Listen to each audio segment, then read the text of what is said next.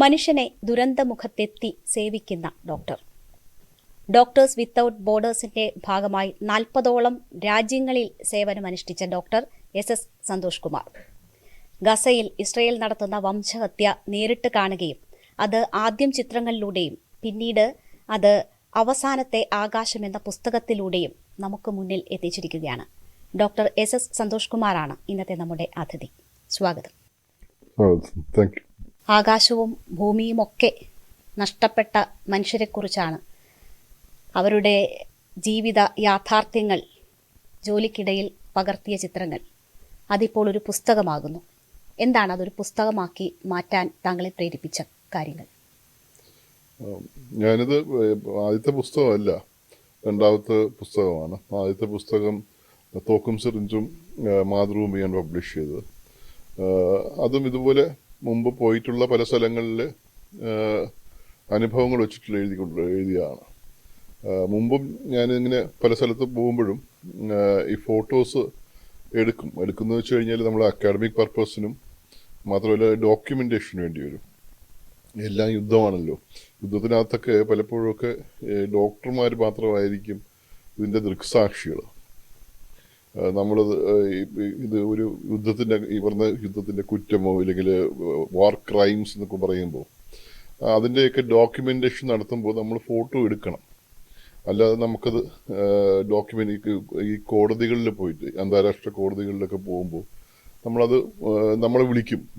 പോകുമ്പോൾ നമ്മൾ പറയുമ്പോൾ നമ്മൾ കണ്ട കാര്യങ്ങളൊക്കെ ഡോക്യുമെന്റ് ചെയ്തിട്ടുണ്ടോ എന്ന് ചോദിക്കുമ്പോൾ തീർച്ചയായിട്ടും നമ്മൾ അത് ചെയ്തിരിക്കുന്നുണ്ട്. അതൊരു മെഡിക്കൽ എത്തിക്സിന്റെ ഭാഗമായിട്ടാണ് നമ്മൾ ചെയ്യുന്ന പ്രൊഫഷണൽ ജോബ്. നമ്മൾ തിരുവനന്തപുരം മെഡിക്കൽ കോളേജിലായാലും എവിടെയായാലും കേസ് ഷീറ്റ് എഴുതുക അല്ലെങ്കിൽ മെഡിക്കൽ ലീഗൽ കേസുകളൊക്കെ വരുമ്പോൾ അതിനെ റെക്കോർഡ് ചെയ്യുക എന്നുള്ളതാണ്.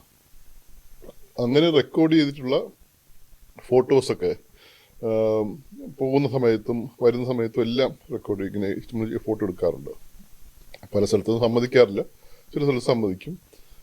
അപ്പോൾ അങ്ങനെ എടുത്ത ഫോട്ടോസൊക്കെ ഞാൻ എൻ്റെ കൂട്ടുകാരത് കാണിച്ചിട്ടുണ്ടായിരുന്നു.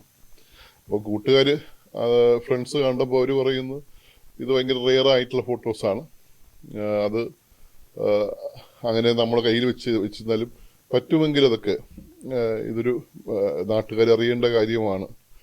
നമ്മൾ കേരളത്തിലൊക്കെ ഈ യുദ്ധമെന്ന് വെച്ച് കഴിഞ്ഞാൽ നമ്മൾ കണ്ടിട്ട് പോലും ഇല്ലാത്ത സംഭവമാണ്. അപ്പോൾ അതിനെക്കുറിച്ചൊക്കെ ശരിക്കും യുദ്ധത്തിൻ്റെ നമ്മൾ ഈ ബുള്ളറ്റോ ബോംബ് വീഴുന്നതോ മിസൈൽ വീഴുന്നതിനപ്പുറത്തേക്ക് വളരെ ഡിഫറെൻ്റ് ആയിട്ടുള്ള ഒരു ഇഷ്യൂസാണ്. അപ്പോൾ അതൊക്കെ മനസ്സിലാക്കണമെങ്കിൽ നിങ്ങൾ ആരെങ്കിലും ഇത് ചിത്രങ്ങളിലൂടെയൊക്കെ പറഞ്ഞേ പറ്റുള്ളൂ എന്നൊക്കെ പറഞ്ഞു. അപ്പോൾ അങ്ങനെ ഞാൻ ലിബിയയിൽ പോയപ്പോൾ എക്സിബിഷൻ നടത്തിയിരുന്നു, സിറിയയിലുണ്ടായിരുന്നപ്പോൾ എക്സിബിഷൻ നടത്തിയിരുന്നു, യമനിൽ എക്സിബിഷൻ നടത്തിയിരുന്നു. ഓരോ പ്രാവശ്യം പോയി വരുമ്പോഴൊക്കെ എക്സിബിഷൻസ്, ഫോട്ടോ എക്സിബിഷൻസ് നടത്താറുണ്ട്. പിന്നെ എഴുതാറുണ്ട്.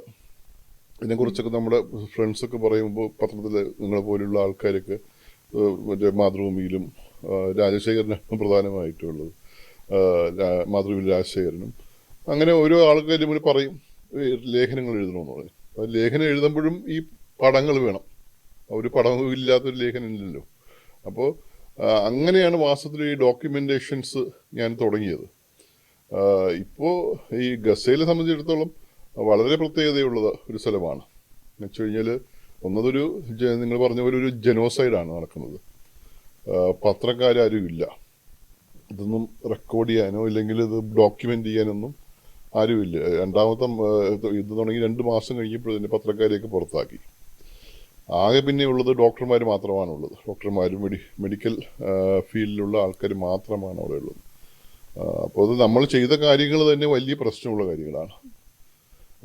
അപ്പോൾ അത് ഈ പറയുന്ന നമ്മൾ ജീവിക്കുന്ന കാലഘട്ടത്തിനകത്ത് നടക്കുന്ന ഒരു വംശഹത്യയും ജനോസൈഡുമാണ്. അത് നമുക്കിത് ആളോട് പറയേണ്ടത് ഏറ്റവും അത്യാവശ്യമാണ്. പിന്നെ ഈ പറഞ്ഞ ഒരു എപ്പോഴെങ്കിലുമൊക്കെ കോടതിയിലെത്തിയാലും തീർച്ചയായും നമ്മൾ പോവാം. പക്ഷെ അതിനപ്പുറത്തേക്ക് ഈ ജനോസൈഡിനെ കുറിച്ച് എങ്ങനെയാണ് നടക്കുന്നതെന്നും അതിൻ്റെ ഓരോ സ്റ്റെപ്പ് ബൈ സ്റ്റെപ്പായിട്ട് എങ്ങനെയാണ് ആൾക്കാർ മരിക്കുന്നതെന്നൊക്കെ നമ്മൾ ഈ യുദ്ധത്തിനകത്ത് ഈ പറഞ്ഞ ബോംബ് വീണിട്ടോ മിസൈൽ വീണിട്ടോ മാത്രമല്ല മരിക്കുന്നത്. അതിനേക്കാൾ കൂടുതൽ ആൾക്കാർ വിശപ്പ് മൂലം മരിക്കുന്നുണ്ട്, രോഗം പിടിച്ച് മരിക്കുന്നുണ്ട്, വെള്ളം കിട്ടാതെ മരിക്കുന്നുണ്ട്. അതുണ്ടാക്കുന്ന സാമൂഹിക പ്രശ്നങ്ങൾ കൊണ്ട് തമ്മിലടിച്ച് മരിക്കുന്നുണ്ട്. അതൊരു വലിയ ഒരു വ്യൂഹമാണ്. നമുക്കത് കണ്ടു നിൽക്കാൻ പറ്റത്തില്ല. Like it is so traumatic. നമ്മൾ ആ സംഭവം ആൾക്കാരെ അറിയിക്കേണ്ടത് വാസ്തവത്തിൽ നമ്മുടെ ബാധ്യതയാണ്. തീർച്ചയായും അരുന്ധതി റോയ് ഈ ചിത്ര പ്രദർശനം കണ്ടിട്ടുണ്ട്. അതിനുശേഷം ഈ പുസ്തകത്തിൽ അവർ എഴുതിയിരിക്കുന്ന കുറിപ്പിൽ അക്കാര്യം സൂചിപ്പിക്കുന്നുണ്ട്. ഇത് അറിയട്ടെ, ആളുകൾ അറിയട്ടെ എങ്ങനെയാണ് ഒരു ജനതയെ, അവരുടെ ഓർമ്മകളെ, ചരിത്രത്തെയൊക്കെ ഇല്ലാതാക്കിയതെന്ന് അത് കൂടുതൽ ആളുകളിലേക്ക് എത്തണമെന്ന് പറയുന്നുണ്ട്. ആ ഒരു സാമൂഹിക പ്രസക്തി കൂടി താങ്കൾ ഏറ്റെടുക്കുകയാണ്, ഉത്തരവാദിത്വം കൂടി ഏറ്റെടുക്കുകയാണല്ലേ യഥാർത്ഥത്തിൽ? തീർച്ചയായിട്ടും അത് ഒരു വേറൊരു വിഭാഗം ഇല്ലാത്തത് കൊണ്ട് മാത്രമാണ്. നമ്മളിപ്പോൾ മുമ്പത്തെ പോലെ അവർ പറയുന്നൊരു പറച്ചിലുണ്ട്, നിങ്ങൾ ഡോക്ടർ നിങ്ങൾ വന്നിട്ട് ഇവിടെ ഒരു ജോലിയും ചെയ്തില്ലെങ്കിലും കുഴപ്പമില്ല, ഒരു ജോലിയും ചെയ്തില്ല, വെറുതെ ഇവിടെ നിന്നാൽ മതി, വെറുതെ നിന്നാൽ മതി, ആരെങ്കിലും നമ്മുടെ കൂടെ ഉണ്ട് എന്നൊരു തോന്നലേ അത് ഭയങ്കര അത്യാവശ്യമാണ്. നിങ്ങൾ വരുമ്പോൾ ആരെങ്കിലുമൊക്കെ എവിടുന്നെങ്കിലുമൊക്കെ ലോകത്തിൻ്റെ സ്ഥലത്ത് നിന്ന് ഒരാൾ ഇവിടെ വന്നല്ലോ എന്നൊരു സംഭവം അവർക്ക് ഉണ്ടാക്കുന്ന ഒരു വലിയൊരു അവരുടെ ഏറ്റവും വലിയ അച്ചീവ്മെൻ്റോ അല്ലെങ്കിൽ അവരുടെ ഏറ്റവും വലിയ ഞങ്ങൾ ചെല്ലുമ്പോൾ ഉള്ളാവുന്ന അവരുടെ ഫീലിംഗ് വാസ്തവത്തിൽ അതാണ്. അപ്പോൾ നിങ്ങൾ എന്ത് ചെയ്തു എന്ന് അടുത്ത തലമുറ ചോദിക്കുമ്പോൾ എന്തെങ്കിലും പറയാനുണ്ടാവണം, അത് അത്യാവശ്യമാണ്. അതുകൊണ്ട് എനിക്ക് പറഞ്ഞത് ഇതിനകത്തൊരു ഒരു വലിയൊരു ഉത്തരവാദിത്വമുണ്ട്. തീർച്ചയായിട്ടും അതിന് കൂടെ നിൽക്കുക എന്നുള്ളത് മാത്രമാണ്.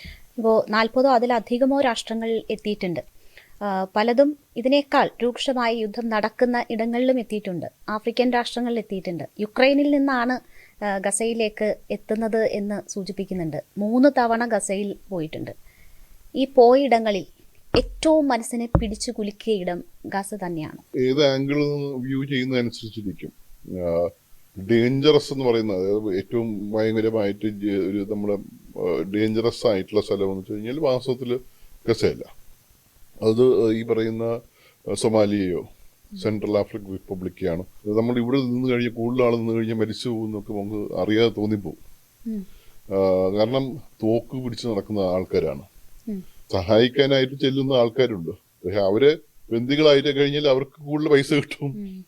അങ്ങനെയൊക്കെ ചിന്തിച്ചിട്ട് അവരെ ബന്ദിയാക്കിയിട്ട് അവരെ കൊന്നിട്ടൊക്കെ പൈസ ഉണ്ടാക്കുന്ന ഡോക്ടേഴ്സ് വിത്തൗട്ട് ബോർഡേഴ്സിന്റെ 6ഓളം പ്രവർത്തകർ വാസ്തവത്തിൽ കാണാതായിട്ടുണ്ട്, മരിച്ചു പോയിട്ടുണ്ട്. ഇവിടെയാണെന്ന് തോന്നി ഇതുവരെ അറിയത്തില്ല. അത്രയ്ക്കും വലിയ പ്രശ്നങ്ങളൊക്കെ നടന്നിട്ടുണ്ട്.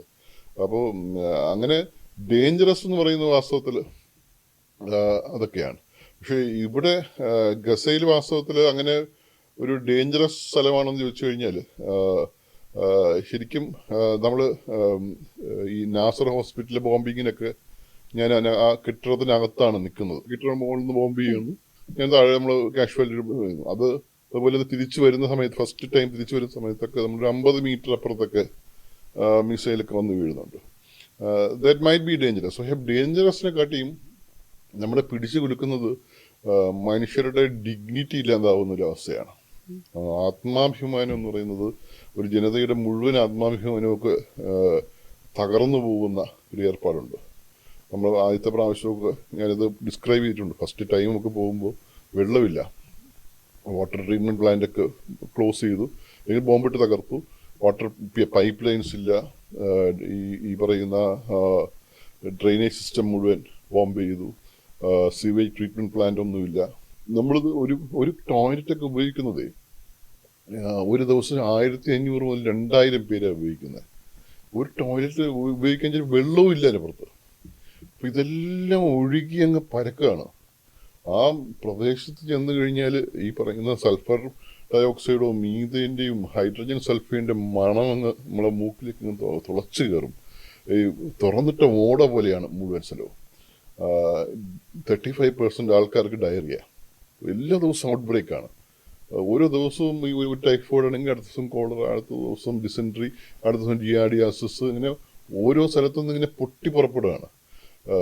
ഈ പറയുന്ന നമ്മൾ ഈ ഡയറി എന്നൊക്കെ പറഞ്ഞത് നമുക്കിത് മനസ്സിലാക്കാൻ കോവിഡിനൊക്കെ ആണെങ്കിൽ, കോവിഡ് കാലത്ത് നമ്മൾ ജീവിച്ച ആളുകളാണ്.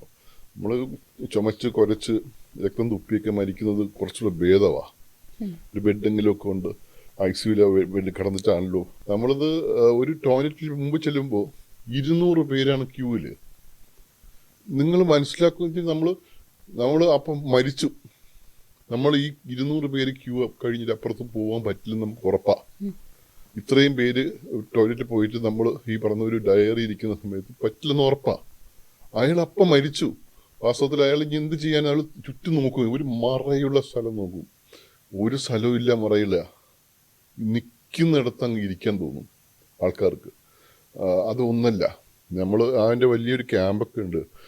ആ ക്യാമ്പിൻ്റെ അകത്ത് 10,000 ടെൻറ്റുകളുള്ള ഒരു ക്യാമ്പിന് നടുക്കാണ് നമ്മൾ ആശുപത്രി ഉള്ളത്. ആശുപത്രിയിലെ നടുക്കിലേക്ക് നമ്മൾ നടന്ന് ചെല്ലുമ്പോൾ ഈ സൈഡിൽ മുഴുവനും ടെൻറ്റാണ്. ഓരോ ടെൻറ്റിൻ്റെ മുന്നിലും 2-3 ആൾക്കാരിങ്ങനെ ഇരിക്കുക, മുമ്പിലിരിക്കുക.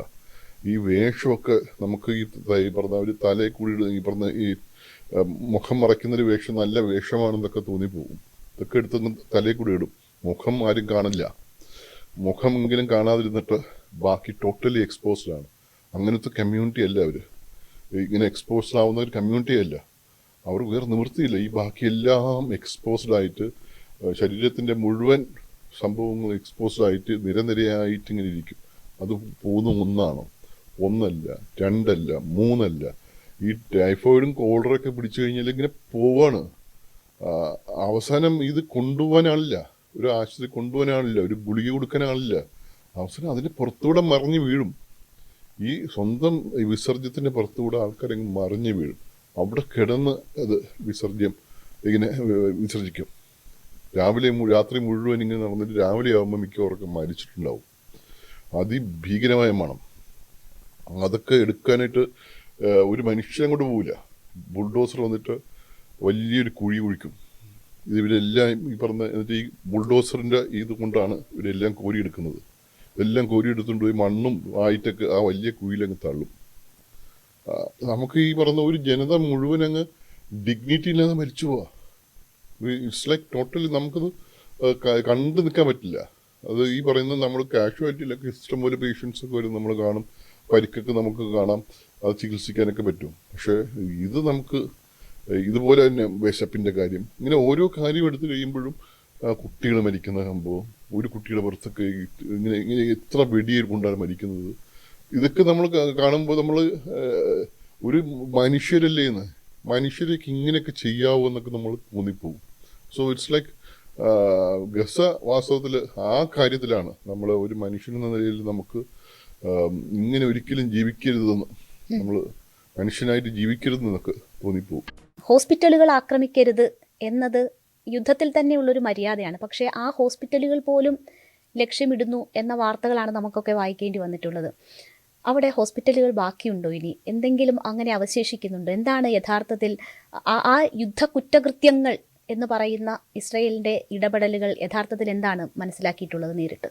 ബ്ലേറ്റൻ്റ് ആയിട്ട് പകൽ വെളിച്ചത്തിൽ നടക്കുന്ന ബോംബിംഗ് ആണ് അത്. ഈ പറഞ്ഞ ഇപ്പോൾ അവിടെ അവശേഷിച്ചിട്ടുള്ള ഈ ആശുപത്രി എനിക്ക് തോന്നുന്നു 4 ആശുപത്രികൾ മാത്രമേ ഉള്ളൂ ഒരു ആശുപത്രി എന്ന നിലവാരത്തിൽ വർക്ക് ചെയ്യുന്നത്. ഒന്ന് അൽ-അക്സ ആശുപത്രി, ഡെയർ എൽ ബലയിലെ ആശുപത്രി, നാസർ ആശുപത്രി, അൽ ഷിഫ ആശുപത്രി, ഇവിടെ ഇങ്ങനത്തെ ഗാസയിലുള്ള അൽ ഷിഫ ആശുപത്രി, അതിന് ബെത്ലഹേം ക്രിസ്ത്യൻസ് നടത്തുന്ന വേറൊരു ഹോസ്പിറ്റലുണ്ട്.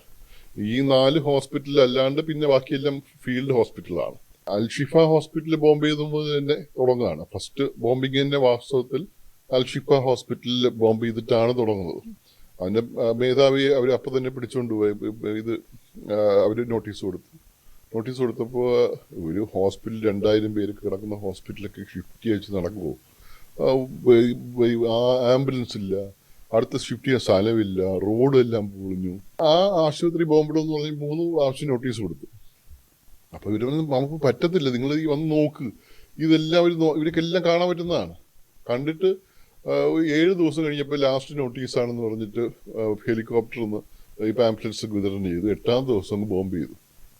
എത്ര പേരാണ് മരിച്ചത്? ഏകദേശം 50ഓളം പേര് ആ ഒരു ഒറ്റ ഇൻസിഡൻറ്റിൽ അങ്ങനെ മരിച്ചു. നാസർ ആശുപത്രി ക്ലാസിക്കലാണ്, അത് ഡബിൾ ടാപ്പ്. ഒരു ഹോസ്പിറ്റലിൽ അതിനകത്ത് തെളിവൊന്നും കൂടുതലുണ്ട്. ഒരേ സ്ഥലത്ത് 2 മിസൈൽ, ഒറ്റ സ്ഥലത്ത് 2 മിസൈലാണ്. അതിൻ്റെ ഏറ്റവും മുകളിലത്തെ നിലയിൽ താമസിച്ചുകൊണ്ടിരുന്ന മെഡിക്കൽ വിദ്യാർത്ഥികളും നഴ്സിംഗ് വിദ്യാർത്ഥികളും പിന്നെ കുറച്ച് പത്രപ്രവർത്തകർ ഉണ്ടെന്ന് പറഞ്ഞിട്ടാണ് അവരെ ബോംബ് ചെയ്തത്, മിസൈൽ അയച്ചത്. ആ ഫസ്റ്റ് മിസൈലിൽ ഏകദേശം 30-30 പേര് മരിച്ചു. അവരെ ആശുപത്രി ജീവനക്കാരില്ലേ, അവരെടുക്കാനായിട്ട് പുറത്തുനിന്നുള്ള ആ സ്റ്റെപ്പ് വഴി എല്ലാവരും കൂടെ കയറി 10 മിനിറ്റ് ആയപ്പോഴേക്കും അടുത്ത ബോംബ്. സെക്കൻഡ് ബോംബിൽ ഈ രക്ഷാപ്രവർത്തനം നടത്തുന്ന ആൾക്കാരാണ് മരിക്കുന്നത്. 60 പേരൊക്കെയാണ് മരിക്കുന്നത്.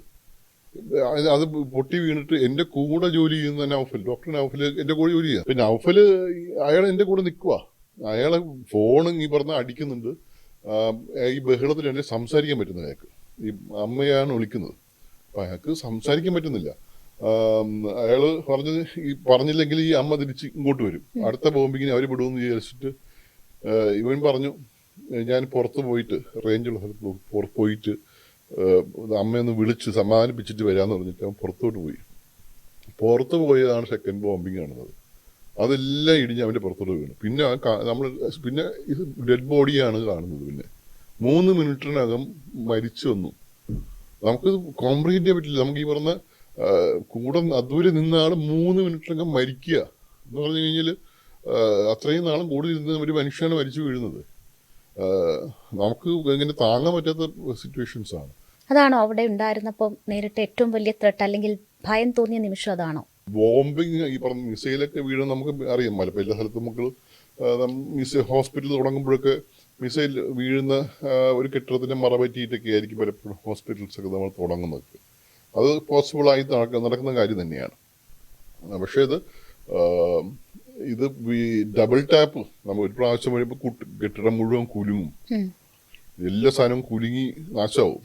അപ്പോൾ നമ്മൾ കോൺക്രീറ്റ് കെട്ടിടാമെന്ന് പരിചയമുള്ളത് കൊണ്ട് നമുക്കറിയാം അങ്ങനെ ഇത് ഇടിഞ്ഞു പൊളിഞ്ഞു വീഴത്തില്ല. അത്രയ്ക്കും വലിയ ബോംബൊന്നും, വലിയ ബോംബൊക്കെ ഈ പറഞ്ഞ ടോമഹോക്കോ അതുപോലെ സംഭവം ഉണ്ടെങ്കിൽ മാത്രമേ താഴെ മൊത്തമായിട്ട് ഇടിഞ്ഞു പൊളിഞ്ഞു വീഴത്തുള്ളൂ. ഡേഞ്ചറസ് എന്ന് പറഞ്ഞത് ഈ നമ്മൾ പുറത്തിറങ്ങി കഴിഞ്ഞാൽ ഇതുപോലെ സംഭവിക്കാം. നമ്മൾ അവിടെ നിന്ന് ഇപ്പോൾ അന്ന് ആ ദിവസം പോയിട്ടില്ല, പിന്നെ നമ്മൾ താമസിക്കുന്ന സ്ഥലത്തേക്ക് പോയിട്ടില്ല, അടുത്ത ദിവസമാണ് പോകുന്നത്.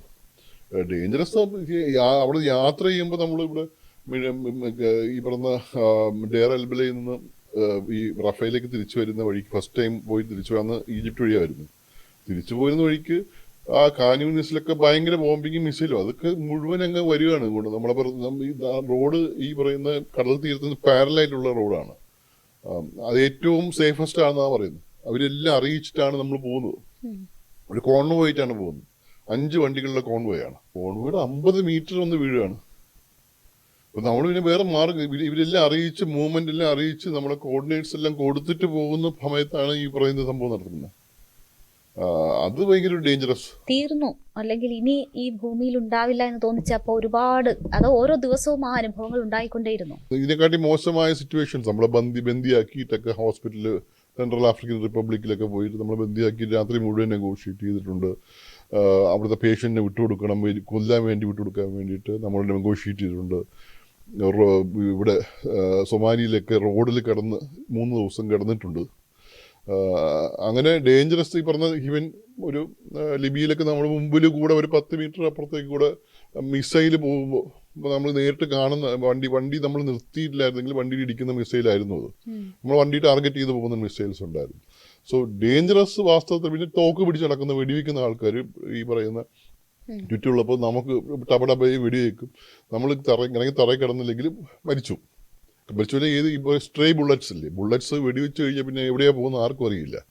അത് റെക്കോഷേ എന്ന് പറഞ്ഞ ഒരു സ്ഥലത്ത് ഇടിച്ചിട്ട് പോയി തിരിച്ചു വരാം.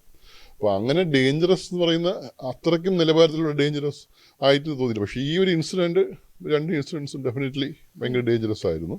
അപ്പോൾ കെട്ടിടങ്ങളുടെ കാര്യം പറഞ്ഞല്ലോ. കെട്ടിടങ്ങൾ, നമ്മൾ ദൃശ്യങ്ങളിൽ കാണുന്ന കെട്ടിടങ്ങൾ അസ്ഥികൂടങ്ങൾ മാത്രമാണ്. അപ്പോൾ ഒറ്റ ബോംബിങ്ങിലൊന്നും ഒരു കെട്ടിടം അങ്ങനെ തകരില്ല എന്ന് ഡോക്ടർ പറയുന്നു. അപ്പോൾ എത്ര തവണ അതൊക്കെ ടാർഗറ്റ് ചെയ്യപ്പെട്ടിട്ടുണ്ടാകും? അതിപ്പോഴും നടക്കുന്നുണ്ട്. ഈ നമ്മളിപ്പോൾ അവിടെ ഗസയിലേക്ക് പോയി കഴിഞ്ഞാൽ ഗസയിൽ ഒരിക്കലും ഇസ്രയേൽ സേനയെ കാണാൻ പറ്റില്ല. അവർ പുറത്തുനിന്ന് പെരിഫറിയിൽ നിന്ന് ഈ പറഞ്ഞപ്പോൾ നേരത്തെ ഇസ്രയേലിൽ ഈ യുദ്ധം തുടങ്ങുന്നതിന് മുമ്പ് ഒരു 100 കിലോമീറ്റർ നീളവും ഖാൻ യൂനിസ് ഭാഗത്തൊക്കെ 30 കിലോമീറ്റർ വീതിയുമുള്ള ഒരു സ്ട്രിപ്പാണ്. ചെറിയ സ്ട്രിപ്പാണ്, വലിയ സ്ഥലമൊന്നുമായിട്ട് നമുക്ക് കാണാൻ പറ്റില്ല. അതിനകത്താണ് 21 ലക്ഷം പേര് താമസിക്കുന്നത്. അതിപ്പോൾ ചുരുങ്ങി 1/3 ആണ്. പോപ്പുലേഷൻ 21 lakhs ആയിരുന്നു. ഇപ്പോൾ ഒഫീഷ്യലി അവർ 90,000 ആണ് മരിച്ചതെന്ന് പറയുന്നുണ്ടെങ്കിലും 17 lakhs വരെയെങ്കിലും ആണ് ഇപ്പോഴത്തെ പോപ്പുലേഷൻ. ഒരു 4 ലക്ഷം പേരെങ്കിലും മരിച്ചിട്ടുണ്ട്. കാരണം ഇത് കെട്ടിടത്തിനകത്ത് പോയിട്ട് കണക്കില്ല.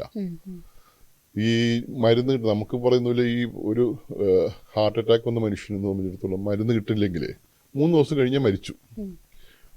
ഈ ഡയാലിസിസ് ചെയ്യുന്ന ആൾക്ക് ഡയാലിസിസ് ചെയ്യാൻ പറ്റിയില്ലെങ്കിൽ 1 ആഴ്ച കഴിഞ്ഞ് മരിച്ചു. ഹൈപ്പർ ടെൻഷനുള്ളവർക്ക് ഗുളിക കിട്ടിയില്ല, 1 ആഴ്ച കഴിയുമ്പോൾ പക്ഷാതം കിട്ടി മരിച്ചു. ഇങ്ങനെ കുട്ടികളുടെ ഈ പറഞ്ഞ ഡയറിയ പിടിച്ച് മരിക്കുന്നവരുണ്ട്.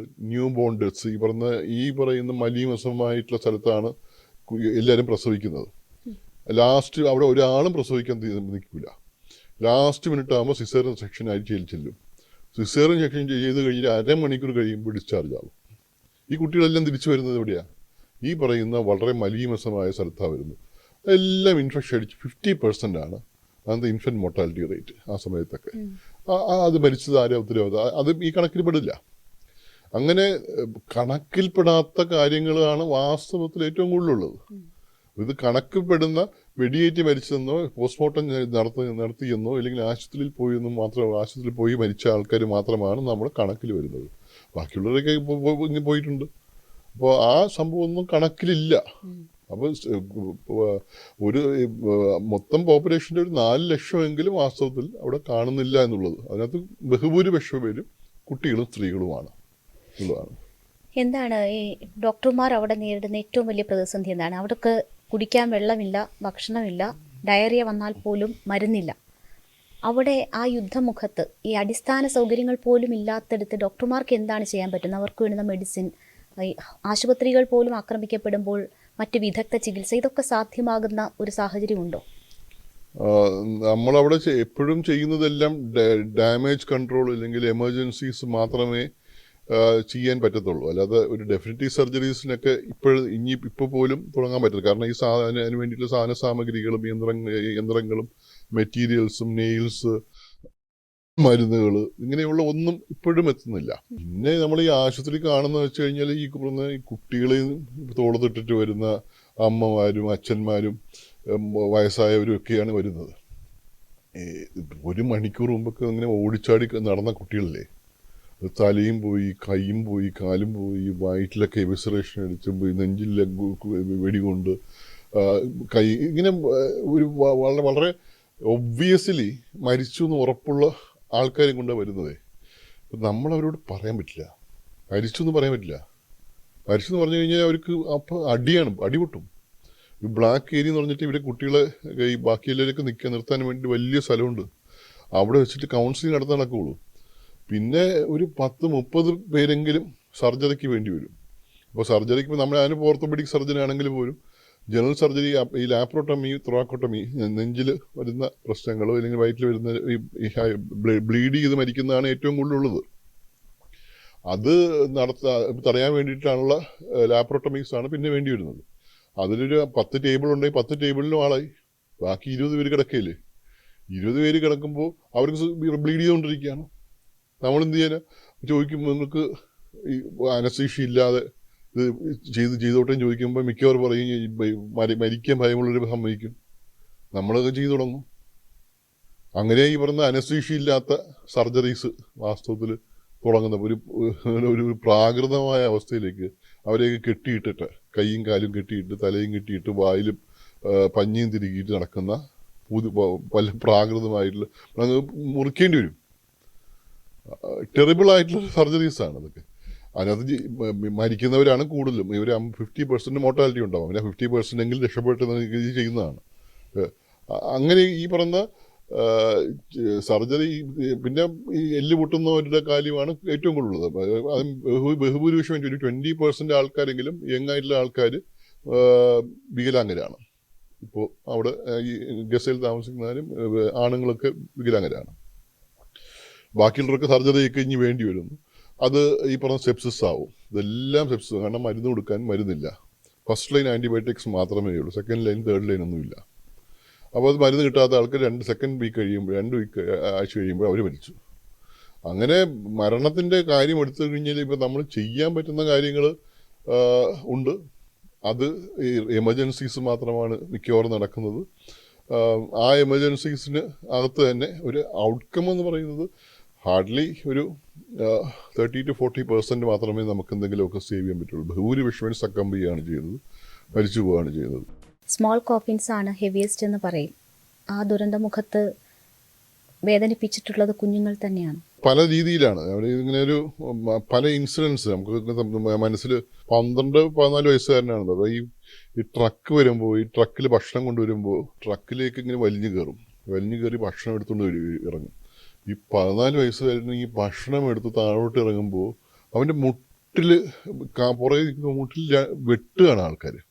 അവനെങ്കിൽ താഴെ വീണിട്ട് ആക്ച്വലി ആൾക്കാർ അവിടെ അവനെ രക്ഷിക്കാനല്ല നോക്കുന്നത്.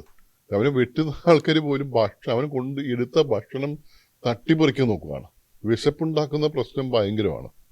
വിശപ്പ് നമ്മൾ രണ്ടുപേരുടെ ഇടയിൽ ഒരു കഷ്ണം ബ്രെഡൊക്കെ വന്ന് വീണ് കഴിഞ്ഞാൽ നമ്മളത് ഫൈറ്റ് ചെയ്യും. ജീവൻ മരണ പ്രശ്നമായി മാറും. അത് ഞാനും നിങ്ങളും ജീവിക്കുന്നത് മാത്രമല്ല, എൻ്റെ പിറകിലുണ്ട് 16 പേര് 20 പേര് ആ ടെൻറ്റിലുണ്ട്. അവർക്കും കൂടെ വേണ്ടിയിട്ടാണ് ഈ ഫൈറ്റ് ഈ പറയുന്ന അത് പിടിച്ചിരിക്കുക എന്നുള്ളത്. ആ ബ്രെഡ് കഷ്ണം കിട്ടിയില്ലെങ്കിൽ 14 പേര് പോകും. അപ്പുറത്ത് നിൽക്കുന്ന 14 പേര് നമ്മൾ നോക്കുന്നുമില്ല. നമ്മൾ വിചാരിക്കും മനുഷ്യരൊക്കെ ഇങ്ങനെ എന്തുകൊണ്ട് ഇങ്ങനെ ഇവരൊക്കെ ആൻറ്റി സോഷ്യൽസ് ആണോ എന്നൊക്കെ ആലോചിച്ചു പോകും. അങ്ങനെയല്ല, നമ്മളിവിടെ ഭക്ഷണം കിട്ടിയില്ലെങ്കിൽ ഇങ്ങനെ തന്നെയാണ് ചെയ്യുന്നത്. അത് നമ്മൾ പെട്ടെന്നങ്ങ് തിരിച്ചറിഞ്ഞു പോകും. അവർക്ക് കുട്ടികളെ വെച്ച് നോക്കാനാളില്ല. സ്കൂളെല്ലാം പൂട്ടി. സ്കൂൾ മിക്കവാറൊക്കെ ബോംബ് ചെയ്തു, ഇല്ലെങ്കിൽ സ്കൂൾ പഠിപ്പിക്കാൻ പറ്റത്തില്ല. എല്ലാം റോഡിലാണ്, കുട്ടികൾ മുഴുവൻ റോഡിലാണ്. ഇവർ ഈ പറയുന്ന അവിടെ ആകെയുള്ളത് ഈ കുതിരവണ്ടിയും കഴുതവണ്ടിയൊക്കെയാണ് ഉള്ളത്. ചുമ്മാതെ വെറുതെ നിൽക്കുന്ന കുട്ടികളൊക്കെ ചുമ്മാ കഴുതവണ്ടിയിലും കുതിരവണ്ടിയിലൊക്കെ കയറിപ്പോവും, എങ്ങോട്ടെങ്കിലൊക്കെ പോവും. എന്നിട്ട് തിരിച്ച് ആ വണ്ടി നിൽക്കുന്നിടത്ത് നിന്ന് അവിടെ ഇറങ്ങി കളിക്കും. എന്നിട്ട് തിരിച്ച് പോകണമെന്ന് തോന്നുമ്പോൾ അടുത്ത വണ്ടി കയറി എങ്ങോട്ടാണ് പോകേണ്ടത് എന്ന് ചോദിക്കുമ്പോൾ അറിയില്ല. കാരണം ഇവർ ഓൾറെഡി വീടൊക്കെ മാറി 10-12 പ്രാവശ്യം വീടൊക്കെ മാറി. എവിടെയാ സ്ഥലമൊന്നും അവർക്കും അറിയില്ല. അച്ഛനെന്ന് ചോദിച്ചാൽ മുഹമ്മദ്, എല്ലാവരും മുഹമ്മദാ, എല്ലാവരുടെ അച്ഛനമ്മമാരും മുഹമ്മദാ. അപ്പോൾ എനിക്കറിയാമെന്ന് പറഞ്ഞാൽ ആരെങ്കിലും വിളിച്ചോണ്ട് എവിടെയും പോകും. എൻ്റെ കൂടെ ഉണ്ടായിരുന്ന ഒരു അബു, അയാൾ പറഞ്ഞൊരു കഥയുണ്ട്. ഈ കുട്ടികൾ മുഴുവൻ അങ്ങനെ അവസാനം കുറേയൊക്കെ ആൾക്കാർ ഈ ഗാസ ഹ്യൂമാനിറ്ററി ഫൗണ്ടേഷൻ നടത്തുന്ന ആ വിതരണ കേന്ദ്രമുണ്ട്, അവിടെ വെടിവെപ്പിച്ച് തുരുതുര വെടിവെപ്പാണ്. കാരണം ആൾക്കാർ കൂടുന്നവർക്ക് ഇഷ്ടമല്ല. രാവിലെ 10 മണിക്ക് തുടങ്ങുന്നതിനകത്ത് രാത്രി 12 മണി തൊട്ട് ആൾക്കാർ ക്യൂ നിൽക്കും. ഇല്ലെങ്കിൽ കൂടി ലക്ഷക്കണക്കിന് ആൾക്കാർ നിൽക്കുന്നത്. കാരണം ഭക്ഷണമില്ല. ഭക്ഷണം ഒരു കിലോ പഞ്ചസാരയ്ക്കൊക്കെ $100 ആ 10,000 രൂപ. 1 കിലോ പഞ്ചസാരയ്ക്ക് 10,000 രൂപ. 1 കിലോ ആട്ടയ്ക്ക് $40. സിംഗിൾ സിഗരറ്റിന് $15. വില അതിനകത്ത് അവരുടെ കയ്യിലുള്ള പൈസ മാറാനും പോലും പറ്റത്തില്ല. മാറിക്കഴിഞ്ഞാൽ 50% കമ്മീഷൻ പോകുന്നത്. അപ്പോൾ എല്ലാം കൊണ്ടും ഭയങ്കര ദുരിതത്തിലുള്ള സ്ഥലം. അവിടെ പോയാലും വേറെ മാർഗമുള്ളൂ. ആൾക്കാർ മരിക്കുമെന്ന് അറിഞ്ഞുകൊണ്ട് പോകുന്നതാണ്. ഇവിടെയൊക്കെ പോയിട്ട് കുട്ടികളുടെ അവസരം അവിടെ എത്തിപ്പോവും. അവിടെ കിടന്നങ്ങ് ഉറങ്ങും. രാത്രിയാകുമ്പോൾ ഇങ്ങനെ വെടിവെപ്പ്. എന്ത് വെടിവെപ്പെന്ന് വെച്ച് കഴിഞ്ഞാൽ ഈ ആകാശത്ത് ഇങ്ങനെ പൂത്തിരി കത്തിച്ച പോലെ, ദീപാവലി രാത്രി പോലെ ഇങ്ങനെ പടക്കം പുറപ്പെട്ടുന്ന പോലെ ഇങ്ങനെ ചീറിപ്പായും. ഈ കുട്ടികളെ ഈ ഒച്ച കേട്ടിട്ട് ഇങ്ങനെ ഉറങ്ങിക്കിടക്കുന്ന കുട്ടികൾ ഇങ്ങനെ എണീറ്റ് നോക്കുമ്പോൾ ആകാശം മുഴുവൻ ഇങ്ങനെ പൂത്തിരി കത്തുവാണ്. ഇങ്ങനെ പോകുന്നു.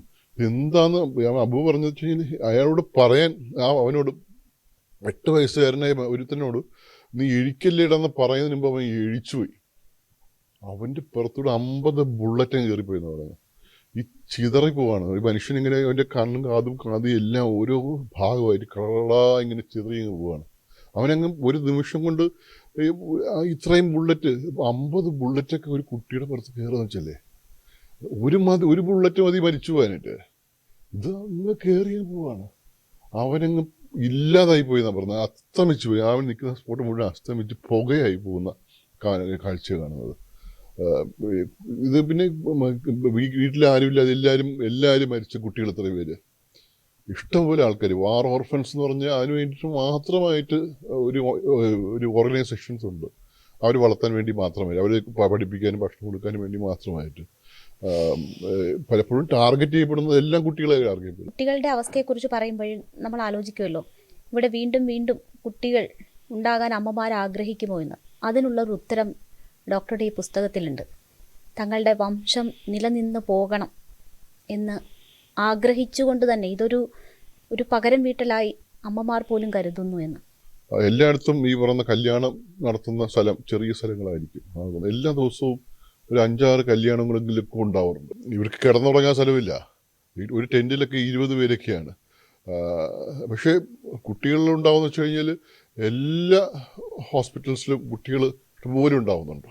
നമ്മൾ ഈ കഴിഞ്ഞ രണ്ട് വർഷത്തിനിടയിലാണല്ലോ നടക്കുന്നത്. ആദ്യത്തെ വർഷം കഴിഞ്ഞ് ജനിക്കുന്ന കുട്ടികളെല്ലാം എന്തായാലും തീർച്ചയായിട്ടും യുദ്ധത്തിനകത്ത് കല്യാണം കഴിച്ചവർ തന്നെയാണ് കുട്ടികളുണ്ടാക്കുന്നതെന്ന് വെച്ച് കഴിഞ്ഞാൽ.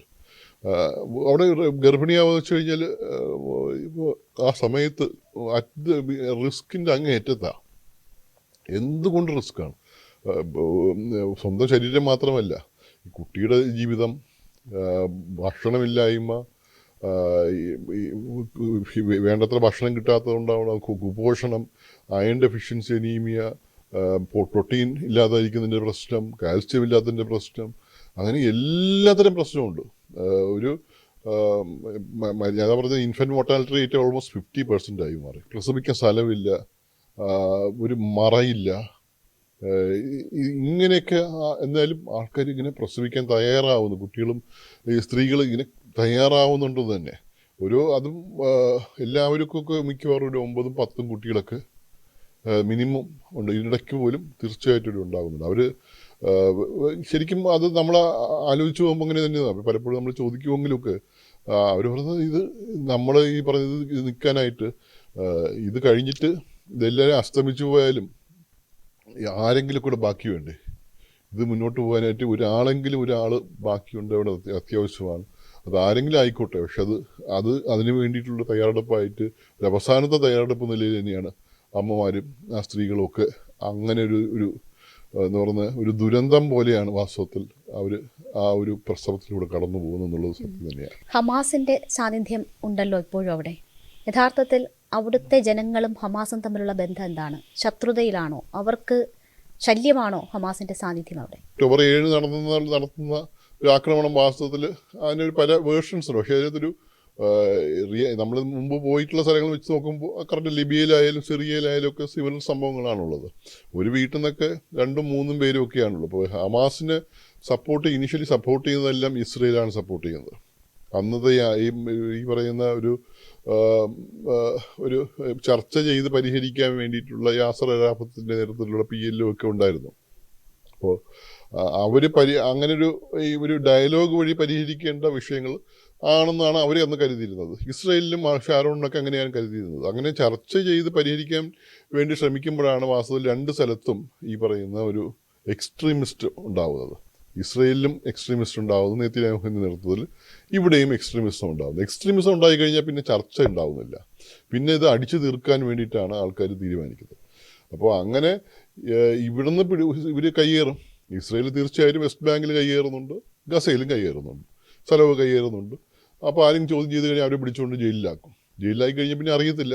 അപ്പോൾ ഹമാസിനെ ഉണ്ടാക്കിയത് ഇവരാണെങ്കിൽ പോലും കാലക്രമേണ സംഭവിച്ചത് എല്ലാവരുടെയും വീട്ടിലും ഈ പ്രശ്നം തുടങ്ങി. അപ്പോൾ സ്ത്രീകളെല്ലാവരും ചോദിക്കില്ലേ, നിങ്ങളെ മക്കളെ പിടിച്ചോണ്ട് പോയി നീ എന്ത് ചെയ്തെന്ന് ചോദിച്ചില്ലേ? അപ്പോൾ അങ്ങനത്തെ ക്വസ്റ്റ്യൻസ് കൂടി വന്നപ്പോൾ തീർച്ചയായിട്ടും ഹമാസിന് ഒരു ഇസ്രയേലിനെതിരായിട്ട് നിലപാടെടുക്കേണ്ടി വന്നു. അത് പല പ്രാവശ്യമായിട്ട് അതിൻ്റെ ഒരു കോൺസിക്വൻഷ്യലായിട്ട് അതിൻ്റെ ഒരു എന്ന് പറഞ്ഞാൽ കൂടി വന്നിട്ടാണ് 7-ാം തീയതി ഇങ്ങനെ പ്രശ്നം ഉണ്ടാവുന്നത്. അതോടുകൂടി അത് വേറെ ലെവലിലേക്ക് എത്തുകയാണ്. അവരൊരു പൊളിറ്റിക്കൽ ഗെയിം, ഒരു ഗെയിമോ അല്ലെങ്കിൽ കളിച്ചിട്ട് ഇറാനെയും ബാക്കി പറയുന്ന ഹിസ്ബുള്ളയൊക്കെ ഇതിനകത്ത് കൊണ്ടുവന്നിട്ട് തുടങ്ങാൻ വേണ്ടിയിട്ടുള്ള ഒരു ശ്രമമായിരുന്നു നടന്നുകൊണ്ടിരുന്നത്. പക്ഷെ അത് വിജയിച്ചൊന്നുമില്ല. അതോടുകൂടി അവർക്ക് ഈ പറഞ്ഞ വലിയ പരാജയം എന്ന് വെച്ച് കഴിഞ്ഞാൽ നാട് മുഴുവൻ പോയില്ലയോ, ഇത്രയും പേര് മരിക്കുന്നു. അപ്പോൾ ഹമാസ് അവിടെ ഒരു ടോട്ടാലിറ്റേറിയൻ ഗവൺമെൻറ് ആയിട്ട് കാണാൻ കഴിയില്ല. പക്ഷേ ആയുധധാരികളായിട്ടുള്ള ആൾക്കാർ അതിനകത്തുണ്ട്, അതിന് ഓപ്പോസിറ്റ് ആയിട്ടുള്ള ആൾക്കാരും ഉണ്ട്. ഇവർക്കെല്ലാം ഈ പറഞ്ഞ ഹമാസിനെതിരായിട്ടുള്ള ആൾക്കാർ. ഈ യുദ്ധത്തിനപ്പുറം അങ്ങനെയുള്ള ഏറ്റുമുട്ടലും മരണവും നടക്കുന്നുണ്ട് അവിടെ. അത് ഇവർ ചൂണ്ടിക്കാണിക്കുന്നുണ്ട്, കൊടുക്കുന്നുണ്ട്. ഈ പറയുന്ന ഇതിന്റെ നേതാക്കളെ എല്ലാം അവർ തിരഞ്ഞു പിടിച്ച് കൊല്ലുകയാണ് ചെയ്യുന്നത്. ഡ്രോൺ ആയിട്ടായാലും മിസൈലായിട്ടായാലും. ഞാൻ ഒരു പ്രാവശ്യത്തെ മിസൈൽ അറ്റാക്ക് ICUവിൽ ഒരു മനുഷ്യൻ കിടക്കുന്ന ജനലിലാണ് കറക്റ്റ് ആ ജനലിൽ കൂടെ മിസൈൽ കയറിയപ്പോൾ അയാൾ മരിക്കുന്നു, അവിടെയുള്ള മുഴുവൻ ഡോക്ടർമാർ മരിക്കുന്നു. അതിന് കൂടെയുള്ള കൊളാട്രൽ ഡാമേജ് അല്ലേ പറയുന്നത്, ബാക്കിയുള്ളവർ മരിക്കുന്നതിന്. അപ്പോൾ അവരങ്ങനെ മരിക്കുന്നുണ്ട്. ഈ പറയുന്ന രണ്ട് ഭാഗവും അങ്ങോട്ടും ഇങ്ങോട്ടും ഒക്കെ ഇത് ചൂണ്ടിക്കാണിക്കുന്നവരെ കണ്ടുപിടിച്ചിട്ട് ഇവർ പോയി കൊല്ലുന്നുണ്ട്, ചൂണ്ടിക്കാണിക്കുന്നത് കൂടി അവർക്ക് ആയുധം കൊടുക്കുന്നുണ്ട് ഇസ്രയേൽ. ഇങ്ങനെയുള്ള ഒരു സാധാരണ നാട്ടിൽ നടക്കുന്ന എല്ലാ സംഭവങ്ങളും അവിടെ ഉണ്ട്. അല്ലാതെ പ്രത്യേകതയുള്ള ഒരു മനുഷ്യന്മാരുടെ സ്ഥലം തന്നെയാണ്. ഒരു പ്രത്യേകതയുള്ള മനുഷ്യമായിട്ട് കാണാൻ കഴിയില്ല. ഏത് രാജ്യത്തെ പോലും കേരളത്തിലെ നമുക്ക് LDFും UDFും BJP ഒക്കെ ഉള്ളതുപോലെ തന്നെയാണ് അവിടെ പല പല ആൾക്കാർ പൊളിറ്റിക്കൽ സെറ്റപ്സ് ഉള്ളതുകൊണ്ട് നടക്കുന്നത്. അപ്പോൾ അതിനൊരു ഇപ്പോൾ ഈ ഇടയ്ക്കായിട്ട് ഇവർ ഈ ഹമാസ് അതിനകത്ത് ടോട്ടലി വിഡ്രോ എന്ന് പറയുന്നുണ്ട്. പക്ഷെ അതാരും അവിടെ ഈ പറയുന്ന ഇപ്പോൾ അവിടെ ഭരണ നിർവഹണം എന്ന് പറയുന്നതിൻ്റെ ഒന്നുമില്ല. തിരുവനന്തപുരം മെഡിക്കൽ കോളേജിൽ നിന്ന് പഠിച്ച് അവിടെ ജോലി ചെയ്യുന്ന താങ്കൾ ഗസയിൽ പോയി മറ്റൊരു ഡോക്ടർ ഉണർന്ന് എഴുന്നേൽക്കുന്നത് കഴിഞ്ഞ് ഉറങ്ങാൻ വേണ്ടി കാത്തിരിക്കുന്നുണ്ട് എന്ന് വെച്ചാൽ അപ്പോൾ മാത്രമേ ഉറങ്ങാൻ പറ്റുള്ളൂ. അത്രയും റിസ്ക് പിടിച്ച ജോലിയിലേക്ക് പോകണം. അതിൽ താങ്കൾ കണ്ടെത്തുന്ന ഒരു സാറ്റിസ്ഫാക്ഷൻ എന്താണ്? ശരിക്കും നമ്മളെ സ്ഥലത്ത് മാത്രമാണ് അങ്ങനെ ഒരു ഈ ഒരു വോളണ്ടറിസം എന്ന സംഭവമൊക്കെ നമ്മുടെ നാട്ടിൽ മാത്രമാണ് അങ്ങനെ ഇല്ലാതിരിക്കുന്നത്. ഇപ്പം ഞാൻ പോകുന്ന സ്ഥലത്തൊക്കെ ഇപ്പോൾ ഇന്ത്യക്കാരെന്ന് പറഞ്ഞാൽ പോലും ഒരുപക്ഷെ ഞാൻ മാത്രമായിരിക്കും ഉണ്ടാവുക ഗസയിൽ നോക്കുമ്പോൾ. പക്ഷെ ബാക്കി ഇത്ര സ്ഥലത്തു നിന്നാണ് വരുന്ന ആൾക്കാർ. ഏറ്റവും കൂടുതൽ വരുന്നതൊക്കെ ഈ പറഞ്ഞ ആഫ്രിക്കയിൽ നിന്നും, യമനിൽ നിന്നും, സിറിയയിൽ നിന്നും, ലെബനോണിൽ നിന്നും, ഉക്രൈനിൽ നിന്നും. ഞാൻ ജോലി ചെയ്യുന്ന സ്ഥലത്തു നിന്നൊക്കെ ഇഷ്ടംപോലെ ആൾക്കാരുണ്ടായിരുന്നു. ഞാൻ ഉക്രൈനിൽ ജോലി ചെയ്യുന്ന ആൾക്കാരൊക്കെ ഇങ്ങോട്ട് വന്നിട്ടുണ്ട്. ഈ ഡോക്ടർമാർ എന്ന് പറയുന്നത് ശരിക്കും നമ്മളൊരു ഞാനത് പറയുന്നത് നമുക്ക് എടുക്കാൻ പറ്റുന്ന നിലപാടുകൾക്കകത്തൊരു പ്രത്യേകതയുണ്ട്. നമുക്ക് ഒരിക്കലും ഒരു എത്തിക്കലായിട്ട് തന്നെ ഒരു വേദന അനുഭവിക്കുന്നവരുടെ കൂടെ, സഫറിങ്സിൻ്റെ കൂടെ, മരിക്കുന്നവരുടെ കൂടെ നിൽക്കുക എന്നുള്ളതാണ് നമ്മൾ അൾട്ടിമേറ്റായിട്ട് നമ്മൾ എത്തിക്സ് നമ്മളെ പഠിപ്പിക്കുന്നത്. ഞാൻ കാണുന്നത് വെച്ച് കഴിഞ്ഞാൽ ഈ ഡോക്ടർമാരും നഴ്സുമാരും ഈ ആരോഗ്യ പ്രവർത്തകരും ഒക്കെ യുദ്ധം തുടങ്ങുമ്പോൾ അത്രയും നാൾ അവിടെയൊക്കെ ജോലി ചെയ്തിട്ട് ഇത് വരുമ്പോൾ എല്ലാവരും കൂടെ ഇങ്ങോട്ട് പോരുക. അതൊരു റെസ്പോൺസിബിൾ അല്ല, ബിഹേവിയർ അല്ലല്ലോ. നമ്മൾ ഈ പറയുന്ന ആ നാട് നന്നായിരിക്കുമ്പോൾ അവിടെ നിന്ന് സമ്പത്ത് കിട്ടാൻ വേണ്ടി മാത്രം നിൽക്കേണ്ട ആൾക്കാരല്ലല്ലോ. വാസ്തവത്തിൽ നമ്മൾ അവരുടെ ഈ ഒരു ദുരിതം അനുഭവിക്കുന്ന ജനതയ്ക്ക് കൂടെ നിൽക്കേണ്ട ബാധ്യതയുള്ള, അങ്ങനെ നിൽക്കാൻ കെൽപ്പുള്ള ആൾക്കാരാണ്. അങ്ങനെ റിസ്കി ആണോ എന്ന് ചോദിച്ചു കഴിഞ്ഞാൽ മേ ബി ഞാനത് പല രീതിയിലാണ് ഉത്തരം പറയാൻ ഉദ്ദേശിക്കുന്നത്. മെഡിക്കൽ കോളേജിലാണ് ഞാൻ ജോലി ചെയ്യുന്നത്. മെഡിക്കൽ കോളേജ് നമ്മൾ നടത്തുന്ന ഒരു ദിവസം നടത്തുന്ന സർജറീസൊക്കെ it's almost like 60 to 70 major surgeries ഒക്കെ നടത്തുന്നുണ്ട്, നമുക്ക് നടത്തുന്നുണ്ട്. ഇതെല്ലാം റോഡ് ട്രാഫിക് ആക്സിഡൻസ് ആണ്. ഈ ഇത്രയും റോഡ് ട്രാഫിക് ആക്സിഡൻസ് ഒരിക്കലും തന്നെ യുദ്ധത്തിലില്ല. ഇവിടെ ജീവിക്കുന്ന കാട്ടി ഒരുപക്ഷെ ഭേദമായിരിക്കും ഗസയിൽ ജീവിക്കുന്നത്. നമ്മൾ ഈ പറയുന്ന ഈ ആക്സിഡൻസിൽ പെട്ട് മരിക്കില്ല എന്ന് നമുക്ക് ഉറപ്പാണ്. അപ്പോൾ അതൊരു പത്രക്കാർ നമ്മളിപ്പോൾ അവിടെ സമരമൊക്കെ നടക്കുമ്പോൾ അവരവിടെ നിന്ന് ഫോട്ടോ എടുക്കാറില്ലേ? ഒരു പ്രൊഫഷണൽ സ്പേസ് ഉണ്ട്. എല്ലാ സ്ഥലത്തും ഇതിങ്ങനെ സേഫായിട്ട് ജോലി ചെയ്യാനുള്ള പ്രോട്ടോകോൾസ് ഉണ്ട്, പ്രൊഫഷണലൈസ് സ്പേസ് ഉണ്ട്. അപ്പോൾ അതൊക്കെ പാലിച്ചു കഴിഞ്ഞാൽ തീർച്ചയായിട്ടും അങ്ങനെ വലിയ ഈ പറഞ്ഞ പ്രശ്നമില്ലാതെയൊക്കെ ഈ കാര്യം നിങ്ങൾക്ക് നടത്താൻ പറ്റും. അപ്പോൾ അതും ഒരു സംഭവം തന്നെയാണ്. അപ്പോൾ ഈ ഒരു കോസിന് വേണ്ടിയിട്ട് പോയി മരിച്ചാലും വാസ്തവത്തിൽ എനിക്ക് പ്രശ്നം അങ്ങനെ തോന്നിയിരുന്നില്ല. It's like a noble cause, it's worth dying because of it എന്നുള്ളതാണ് എനിക്ക് തോന്നുന്നത്. ഇപ്പോൾ യുദ്ധം എന്ന് പറഞ്ഞാൽ നമുക്ക് എപ്പോഴും ഒരു ഞെട്ടലാണ്. നമ്മൾ പക്ഷേ ഇപ്പോൾ നോക്കുകയാണെങ്കിൽ, നമ്മൾ മാധ്യമങ്ങൾ എന്ന നിലയിൽ നോക്കുകയാണെങ്കിൽ ഏറ്റവും കൂടുതൽ ആളുകൾ ഇതിനെക്കുറിച്ചുള്ള വാർത്തകൾ അറിയാൻ വേണ്ടി തൽപരരായിരിക്കുന്നുണ്ട്. പക്ഷേ അതിന് താഴെ വരുന്ന കമൻറ്റുകൾ നോക്കിയാൽ ഒരു പക്ഷേ ഇതിനെയൊക്കെ പ്രോത്സാഹിപ്പിക്കുന്ന തരത്തിലായിരിക്കും.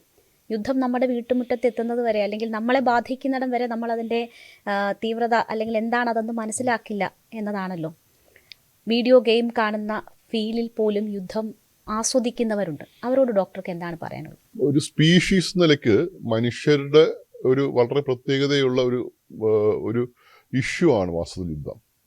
വേറൊരു സ്പീഷീസിന് വാസ്തവത്തിൽ സ്വന്തം സ്പീഷീസിലുള്ള ആൾക്കാരെ ഭക്ഷണത്തിന് വേണ്ടി അല്ലാതെ കൂട്ടത്തോടെ ഇങ്ങനെ കൊന്നെടുക്കുക, ഒരു വിഭാഗം ആൾക്കാരെ അല്ലെങ്കിൽ ഒരു റിലീജിയൻസ് ആയിട്ടുള്ള ആൾക്കാരെ, ഒരു വിശ്വാസത്തിലുള്ള ആൾക്കാരെ ഒരുമിച്ച് ജനോസൈഡ് നടത്തുക, ഇങ്ങനത്തെ ഒരു പരിപാടിയൊന്നും വാസ്തവത്തിൽ വേറൊരു സ്പീഷീസിനും ഇല്ലാത്തതാണ്. പക്ഷേ എല്ലാവരും ഇതിന് ദൂരെയാണെന്നുള്ള തോന്നലാണ്. നമുക്ക് ഈ പറയുന്നത് നമ്മൾ ഈ കേരളത്തിൽ ഇരിക്കുമ്പോഴോ ഇല്ലെങ്കിൽ ഇരിക്കുമ്പോഴോ യുദ്ധമൊന്നും ഇവിടെ വരത്തില്ല. അപ്പോൾ നമ്മൾ നിലപാടെടുക്കുന്നത് എന്താ, ഒരാൾ ശരി ഒരാൾ തെറ്റ് എന്ന അപ്പുറത്തേക്ക് ഈ പറയുന്ന ആ സ്ഥലത്ത് പോയി നിന്ന് നോക്കുമ്പോൾ മനസ്സിലാവുള്ളൂ അവിടുത്തെ സാധാരണപ്പെട്ട മനുഷ്യരെ സംബന്ധിച്ചിടത്തോളം പൊളിറ്റിക്കൽ ഡിസിഷൻ എടുക്കുന്ന, യുദ്ധത്തിന് വേണ്ടി ഡിസിഷൻ എടുക്കുന്ന ആൾക്കാർ വളരെ ദൂരെയാണ്. അനുഭവിക്കുന്ന ജനങ്ങളായിട്ട് മാത്രമേ അനുഭവിക്കുന്ന ഒരു ഇതിനെ ബ്രണ്ട് ബെയർ ചെയ്യുന്ന ആൾക്കാർ മാത്രമായിട്ടായിരിക്കും വാസ്തവത്തിൽ അതിനകത്ത് അകപ്പെട്ടു പോകുന്നവർ നിൽക്കുന്നത്. അപ്പോൾ അങ്ങനെ ജീവിക്കുന്ന മനുഷ്യർ ഇപ്പോൾ ഇത്രയും ഇങ്ങനെയൊക്കെ ഒരു സിസ്റ്റം ഉണ്ടാക്കുമ്പോൾ നമ്മൾ ഡിഫറൻ്റായിട്ട് ആകെ മനസ്സിലാക്കുന്നത് ഇവരൊക്കെ ഒരു പ്രാവശ്യമെങ്കിലുമൊക്കെ ഈ സ്ഥലത്ത് പോയിട്ട് അവിടെ ഈ ദുരിതം അനുഭവിക്കുന്ന മനുഷ്യരെ കണ്ടു കഴിഞ്ഞാൽ, അല്ലെങ്കിൽ മരിക്കുന്ന കുട്ടികളെ കണ്ടു കഴിഞ്ഞാൽ, കൈകാല് പോയിട്ടുള്ള ആൾക്കാരെ കണ്ടു കഴിഞ്ഞാൽ അറ്റ്ലീസ്റ്റ് അവരെയൊക്കെ ഞാനായിരുന്നെങ്കിലെന്നോ ഇല്ലെങ്കിൽ എൻ്റെ കുട്ടികളായിരുന്നെങ്കിലും ഒക്കെ ചിന്തിച്ചു തുടങ്ങിയാൽ തീർച്ചയായിട്ടും വലിയൊരു മാറ്റം ഉണ്ടാക്കാൻ കഴിയുമെന്നുള്ളതാണ്. ഡിഫറൻ്റായിട്ട് ഇതുവരെയെങ്കിലും യുദ്ധത്തിനെതിരെ പ്രവർത്തിച്ചുള്ളത് വാസ്തവത്തിൽ മനുഷ്യരുടെ സഫറിങ്സാണ്. ആ സഫറിങ്സ് കണ്ടുകൊണ്ടാണ് വാസ്തവത്തിൽ യുദ്ധം എപ്പോഴുമൊക്കെ പോസ്റ്റ്പോൺ ചെയ്യപ്പെടുന്നതോ അല്ലെങ്കിൽ വേണ്ടെന്ന് വെക്കപ്പെടുന്നതോ ഒക്കെ അങ്ങനെ തന്നെയാണ്. എന്നിരുന്നാലും ഈ മനുഷ്യൻ്റെ ഒരു സ്പീഷീസ് നിലയ്ക്ക് നമ്മുടെ ഒരു ജനറ്റിക് എററായിട്ട് വേണമെങ്കിൽ യുദ്ധത്തിനെ കാണേണ്ടതാണ്. നമ്മൾ എത്രയോ ഭാഗ്യം ചെയ്ത മനുഷ്യരാണ് എന്ന് തോന്നിപ്പോകും. നമ്മളിവിടെ ഒരു രോഗിക്ക് ഒരു ചികിത്സ പിഴവുണ്ടായാൽ പോലും അത് വാർത്തയും അതിൽ ഇടപെടലും ആവശ്യപ്പെടുന്ന മനുഷ്യരാണ് നമ്മൾ. ഈ പോയ രാജ്യങ്ങൾ വെച്ച് നോക്കുമ്പോൾ ഡോക്ടർക്ക് എങ്ങനെയാണ് അത് ഫീൽ ചെയ്യുന്നത്? എങ്ങനെ അത് അഡ്രസ്സ് ചെയ്യും? ഒരു പ്രദേശം എന്ന നിലയ്ക്ക് ഇത്രയും വൈബ്രൻ്റ് ആയിട്ടുള്ള ഇത്രയും കാര്യങ്ങളൊക്കെ ചർച്ച നടത്തുന്ന, തലനാരിഴ കീറി ചർച്ച നടത്തുന്ന ഒരു ജനത, നന്നായിട്ട് നല്ല സ്റ്റാൻഡേർഡ്സോട് ജീവിക്കുന്ന ജനത, ആരോഗ്യത്തോട് ജീവിക്കുന്ന ജനത, നല്ല വിദ്യാഭ്യാസമുള്ള ജനത, ഏത് സ്ഥലത്ത് പോയിട്ട് വന്നു കഴിഞ്ഞാലും പോയിട്ട് വരുമ്പോൾ നമുക്ക് കാണുന്ന ഇത്രയും മനോഹരമായ സ്ഥലം, ഇതിൽ പല മനോഹരമായ സ്ഥലത്ത് നമ്മൾ സത്യം പറഞ്ഞാൽ ഏത് കാര്യം എടുത്തു കഴിഞ്ഞാലും, ചെലവിൻ്റെ കാര്യം എടുത്താലും എന്ത് കാര്യം എടുത്തു കഴിഞ്ഞാൽ ഇത്രയും നല്ലൊരു സ്ഥലം വാസ്തവത്തിൽ കേരളമല്ലാതെ വേറെ സ്ഥലം എനിക്ക് അങ്ങനെ കാണാൻ കഴിയുന്നില്ല. തിരിച്ചു വരുമ്പോൾ നമ്മൾ ഇത്രയും ഒരു മദർലി എന്നതിനപ്പുറത്തേക്ക് അത്രയ്ക്കും മനോഹരമായ സ്ഥലത്താണ്, വളരെ നല്ല ആൾക്കാരുടെ കൂടെയാണ്, ഇത്രയും മതസൗഹാർദ്ദത്തോട് കഴിയുന്ന ഒരു ആൾക്കാരുടെ കൂടെയാണ് നമ്മൾ ജീവിക്കുന്നതെന്നും പ്രദേശത്തോട് ജീവിക്കുന്നതെന്നും എന്തായാലും പറയാൻ പറ്റും. അതേസമയം ഈ പറയുന്ന ഈ പ്രശ്നങ്ങളിലൊക്കെ അങ്ങനെ നമ്മൾ ഇടപെടേണ്ട എന്ന് തീരുമാനിക്കുന്ന ഒരാൾക്കാരും കൂടെയാണ്. അത് നമുക്കിപ്പോൾ ഈ പറഞ്ഞ കോക്രോച്ച് പാർട്ടിയുടെ പ്രശ്നത്തിൽ കണ്ടതാണ്. നമ്മൾ കേരളത്തിലെ ആൾക്കാർ എത്ര കണ്ടത് പങ്കെടുത്തിട്ടുണ്ടോയെന്ന് എനിക്കറിയില്ല. കുറവാണ്, തീർച്ചയായിട്ടും കുറവാണ്. അതിനകത്തൊരു മനോധൈര്യത്തോടു കൂടി അത് ഡു ഓർ ഡൈ എന്ന നിലപാടോടു കൂടി പങ്കെടുത്തിട്ട് എത്ര പേരുണ്ടെന്ന് അറിയത്തില്ല. യുദ്ധത്തിനെ വളരെ ദൂരെ നിന്ന് കാണുന്ന മനുഷ്യരും ഇവിടെ നിന്ന് പ്രതിഷേധിക്കുന്ന മനുഷ്യരും അപ്പുറത്തേക്ക് നമ്മൾ അതും കാട്ടി കുറച്ച് വളരെ ഉണ്ട്. നമ്മൾ അവരുടെ കൂടെ പോയി നിൽക്കേണ്ടതുണ്ട്, അത് കാണേണ്ടതുണ്ട്. അതിനുള്ള പറ്റിയ ആൾക്കാരാണ് നമ്മൾ. അത് കൂടെ ചെയ്തു കഴിഞ്ഞാൽ തീർച്ചയായിട്ടും ഏറ്റവും നല്ല പ്രദേശമായിരിക്കും എന്നാണ് എനിക്ക് തോന്നുന്നത്. കേരളത്തിൽ ഇതുപോലെ വർക്ക് ചെയ്യാൻ പറ്റിയ ഒരു അവസരം എന്ന് പറയുന്നത് കോവിഡ് കാലമായിരുന്നു. കാസർഗോഡ് അവിടെ ഡോക്ടർ ഉണ്ടായിരുന്നു. അതിനെക്കുറിച്ചുള്ളൊരു കുറിപ്പിൽ ആഫ്രിക്കൻ രാജ്യങ്ങളിൽ എബോള വന്നപ്പോൾ പോയി അവിടെ ജോലി ചെയ്ത കാലവുമായി കൂട്ടിയിണക്കി ഡോക്ടർ ഒരു അനുഭവക്കുറിപ്പ് ഇറക്കിയിട്ടുണ്ടായിരുന്നു. എന്താണ് കേരളത്തിലെ കോവിഡ് കാലവും അത് അവിടെ സേവനമനുഷ്ഠിച്ചപ്പോഴുള്ള ആ ഒരു ഓർമ്മ എന്താണ്? ആ ഒരു കമ്പാരിസണിലേക്ക് വന്ന സാഹചര്യം. ഞാൻ 2014-15 സിയറലിയോണിലുണ്ടായിരുന്നു. നമ്മൾ എബോളയിൽ, അവിടുത്തെ എബോള ഇപ്പോൾ കഴിഞ്ഞ കുറച്ച് കാലം എബോള ഉണ്ടായി. നമ്മൾ ആ സമയത്ത് നമുക്ക് പോകാൻ പറ്റിയില്ലെന്നേ ഉള്ളൂ. അപ്പോൾ എബോള എന്ന് വെച്ച് കഴിഞ്ഞാൽ കോവിഡിനെക്കാട്ടിയും ഒക്കെ കോവിഡിൻ്റെ ഒരു ഭയങ്കര മോർട്ടാലിറ്റി റേറ്റ് ഒക്കെ കൂടുതലുള്ളതാണ്. ഓൾമോസ്റ്റ് 90% ഒക്കെ മോർട്ടാലിറ്റി റേറ്റ് ഒക്കെ ഉള്ള ഒരു രോഗമാണ് എബോള. കോവിഡ് 1% to 2% ഒക്കെയാണ് മോർട്ടാലിറ്റി ഉള്ളത്. പക്ഷെ അതിൽ പിടിവിടുന്ന ആൾക്കാരുടെ എണ്ണം കൂടുതലായതുകൊണ്ടാണ് നമുക്ക് എണ്ണം ഇവിടെ കൂടി വരുന്നത്. അപ്പോൾ എബോളയിൽ അന്ന് അവിടെ ഒരു ഇൻട്രസ്റ്റിംഗ് പരിപാടിയായിരുന്നു, ഇൻട്രസ്റ്റിംഗ് ആയിട്ടുള്ള ഫിനോമിനൻ. അവിടെ ഈ എബോള സമയത്ത് ഭയങ്കരമായൊരു ആഭ്യന്തര കലഹം ഉണ്ടാവുന്നുണ്ട് സിയറ ലിയോണിലെ ന്യൂ ടൗണിലൊക്കെ. അപ്പോൾ അങ്ങനെ ഏകദേശം 1500ഓളം പേർക്ക് പരിക്കേറ്റു. അപ്പോൾ ഇവരെല്ലാവരും ആരാണ് എബോള പിടിച്ചതെന്നോ അല്ലെങ്കിൽ എബോള പിടിച്ചില്ലെന്നോ ആർക്കും അറിയില്ല. അപ്പോൾ ഡോക്ടർമാർക്ക് ഈ പറഞ്ഞ ശസ്ത്രക്രിയ ചെയ്യാനായിട്ട് പറ്റില്ല. കാരണം ഇത് എബോള ശസ്ത്രക്രിയ ചെയ്യാന്ന് വെച്ച് കഴിഞ്ഞാൽ എന്തായാലും ഈ ബ്ലഡും ഒക്കെ പുറത്ത് വരുന്നതല്ലേ. അപ്പം ഇത് പറ്റില്ല. അപ്പോൾ ഒരു പ്രത്യേക ടീമിനെ ഉണ്ടാക്കി. UN-ന്റെ നേതൃത്വത്തിൽ ഒരു വിവിധ സംഘടനകളൊക്കെ ചേർന്നൊരു ടീം ഉണ്ടാക്കി. ആ ടീമിൻ്റെ മേധാവിയായിട്ടാണ് ഞാൻ ഡയറക്ടറായിട്ടാണ് പോയത്. സർജറി എന്ന് വെച്ചാൽ ഇത് ഇവിടെ നമ്മൾ ഇതൊക്കെ ഈ വേഷം ഇട്ട് തന്നെ അവിടെ സ്പേസ് സ്യൂട്ട് പോലത്തുള്ള കുറച്ച് ഭയങ്കര ഒരു കൂടുതൽ പ്രൊട്ടക്ഷനുള്ള സ്വന്തമായിട്ട് ഓക്സിജനൊക്കെ ക്യാരി ചെയ്യണം. ഓക്സിജൻ ക്യാരി ചെയ്ത് കൃത്യമായിട്ട് ആ സമയത്ത് 1 മണിക്കൂറൊക്കെ കിട്ടത്തുള്ളൂ. ആ സമയത്തിൽ അങ്ങ് കംപ്ലീറ്റ് ചെയ്യണം. അപ്പോൾ അങ്ങനെയുള്ള ശരിക്കും റിസ്കി ആയിട്ടുള്ള സംഭവമാണ്. അപ്പോൾ അത് കഴിഞ്ഞിട്ട് അതിന് 21 ഡേയ്സാണ് അതിൻ്റെ ഈ ഐസൊലേഷൻ. അവിടെ തിരിച്ചു പോരാൻ നേരത്തെ 21 ദിവസം അവിടെ കഴിയണം. അപ്പോൾ ആ 21 ദിവസം നമ്മൾ കഴിഞ്ഞതെന്ന് വെച്ച് കഴിഞ്ഞാൽ ഈ പറയുന്നത് ഓർഗനൈസ് ചെയ്യുന്നത് എങ്ങനെയാണെന്നൊക്കെ അവിടെ ഓഫീസിൽ കുറച്ച് വർക്ക് ഉണ്ടായിരുന്നു. അപ്പോൾ അപ്പോഴാണ് ഞാൻ വാസ്തവത്തിൽ ഈ ഹോസ്പിറ്റൽസ് എങ്ങനെയാണ് ഓർഗനൈസ് ചെയ്യുന്നത്, ഈ ഇതിനകത്തുള്ള എബോള ട്രീറ്റ്മെൻറ്റ് സെൻറ്റേഴ്സ് ഓർഗനൈസ് ചെയ്യുന്നത്. ഏകദേശം അതുപോലെ തന്നെയാണ് വാസ്തവത്തിൽ കോവിഡ്. അപ്പോൾ നമ്മൾ കേരളത്തിൽ വന്നപ്പോൾ കേരളത്തിനകത്ത് ആദ്യം നമ്മൾ തുടങ്ങിയത് ട്രിവാൻഡ്രം മെഡിക്കൽ കോളേജാണ് ഫസ്റ്റ് കോവിഡ് സെൻറ്റർ തുടങ്ങുന്നത്. അപ്പോൾ ഞാനായിരുന്നു അവിടുത്തെ ഡെപ്യൂട്ടി സൂപ്രണ്ടും എമർജൻസി മാനേജ് ചെയ്ത് നോക്കും. അപ്പോൾ നമ്മൾ അവിടെ തുടങ്ങി. പിന്നെ അത് കഴിഞ്ഞിട്ട് മിക്കതും പല സ്ഥലത്തുമൊക്കെ കാസർഗോഡ് പോയിട്ട് നമ്മൾ തുടങ്ങിയിട്ടുണ്ടായിരുന്നു. അപ്പോൾ ഇത് ഒരു നമ്മൾ മുമ്പ് പോയിട്ടുള്ള ശരിക്കും നമ്മൾ ഈ മത്സ്യത്തൊഴിലാളികളെ പറയുന്ന പോലെയാണ്. മത്സ്യത്തൊഴിലാളികൾ എല്ലാ ദിവസവും മീൻ പിടിക്കാൻ പോകുമ്പോൾ ആർക്കും ഒരു കുഴപ്പമുണ്ടാവില്ല. പക്ഷേ അവർ ഹീറോ ആവുന്നത് അവർ ദിവസവും ചെയ്യുന്ന തൊഴിൽ മനുഷ്യർ മരിക്കുന്ന സമയത്ത് അവർ ചെയ്യുമ്പോഴാണ്. അപ്പം ഞാൻ അവിടെ പോകുന്നത് വാസ്തവത്തിൽ ഇബോള സമയത്ത് പോകുന്നതൊന്നും ഒരു വിഷയമല്ല. പക്ഷേ അതിൻ്റെ ഒരു എക്സ്പീരിയൻസ് നമുക്ക് നാട്ടിൽ റിഫ്ലക്റ്റ് ചെയ്യാൻ പറ്റുമ്പോഴാണ്. അത് കഴിഞ്ഞ് മുംബൈയിൽ പോയിരുന്നു. മുംബൈയിൽ വലിയ കോവിഡ് സെൻറ്റർ നമ്മൾ തുടങ്ങാൻ പറ്റിയിട്ടുണ്ടായിരുന്നു. എന്താണ് ഡോക്ടറുടെ ഫ്യൂച്ചർ പ്ലാൻ? ഇപ്പോൾ ഇറാനിലേക്ക് പോകാൻ നോക്കുന്നു, പറ്റുന്നില്ല എന്ന് പറഞ്ഞു. പറ്റുന്നത്രയും കാലം ഇങ്ങനെ ദുരന്ത മുഖങ്ങളിൽ എത്തണം എന്നത് തന്നെയാണോ ആഗ്രഹം? ഞാനിപ്പോൾ മിക്കവാറും സെപ്റ്റംബർ അവസാനം ആകുമ്പോഴേക്കും അടുത്ത നമ്മളിപ്പോൾ ഇവിടെ തന്നെ ഗാസയിലേക്ക് ഉള്ള എന്തായാലും അവിടെ പോകേണ്ടി വരും. കാരണം ഈ ശസ്ത്രക്രിയയ്ക്ക് വേണ്ടിയിട്ടുള്ള സാധനങ്ങൾ വന്നിട്ടുണ്ടോ എന്ന് വെയിറ്റ് ചെയ്തുകൊണ്ടിരിക്കുക. റീകൺസ്ട്രക്റ്റീവ് സർജറീസ് ഒക്കെ സ്റ്റാർട്ട് ചെയ്യണം. അപ്പോൾ ഒന്ന് ജോർഡാനിൽ ബോർഡറിലോ അല്ലെങ്കിൽ സിറിയയുടെ ബോർഡറിലോ 2 ഹോസ്പിറ്റൽസ് തുടങ്ങിയിട്ടുണ്ട്. അപ്പോൾ അവിടെയോ ഇല്ലെങ്കിൽ ഗസയ്ക്കകത്തേക്ക് കടത്തി വിടുകയാണെങ്കിൽ അവിടെ സാധനം കടത്തി വിടണമെങ്കിൽ തീർച്ചയായിട്ടും ഗസ ഒരു സംഭവം. രണ്ടാമത്തത് ലൈനിലെപ്പിലുള്ളത് സുഡാനാണ്. സുഡാൻ നോർത്ത് സുഡാനിൽ ഭയങ്കര ഇതിനെക്കാട്ടി മോശമായ സ്ഥിതി, ഏറ്റവും വളരെ ശരിക്കും ഗസയെക്കാട്ടിയൊക്കെ വളരെ മോശമായ സ്ഥലമായിട്ട് ഈ പറഞ്ഞ സുഡാൻ മാറിയിട്ടുണ്ട്. ഇവിടെ ഇപ്പോൾ 90,000 പേര് മരിച്ചു. അവിടെ ഒരു 70,000 പേര് ഒറ്റ മാസം കൊണ്ട് മെസാക്ർ ചെയ്യുക. അവിടെ മൊത്തമായിട്ട് അത് കൂട്ടിയിട്ട് കത്തിക്കുന്ന ഏർപ്പാടാണ്. വണ്ടി കയറ്റി കൊല്ലുന്നു, കൂട്ടിയിട്ട് കത്തിക്കുന്നു. നോക്കാൻ ഇവിടെയൊക്കെ ആണെങ്കിൽ പുറത്തുനിന്നൊക്കെ ആളുണ്ട്. അവിടെ മാപ്പ്, സാറ്റലൈറ്റ് മാപ്പ് വെച്ചിട്ടാണ് വാസ്തവത്തിൽ അവിടെ ഇത്രയും പേര് മരിച്ചെന്ന് പോലും അറിയുന്നത്. അത്രയ്ക്കും വലിയ ഒരു ഭയങ്കര മോശപ്പെട്ട സ്ഥലമായിട്ട് സുഡാൻ മാറിയിട്ടുണ്ട്. അപ്പോൾ സുഡാനിലേക്ക് ആണ് പിന്നീട് സെക്കൻഡ് പ്രോജക്റ്റായിട്ട്, സർജിക്കൽ പ്രോജക്റ്റായിട്ടുള്ളത്. ഈ 2 സ്ഥലമാണ് വാസ്തവത്തിൽ ഇപ്പോൾ ഉള്ളത്. ഇറാൻ്റെ കാര്യത്തിനകത്ത് നമുക്കറിയത്തില്ല.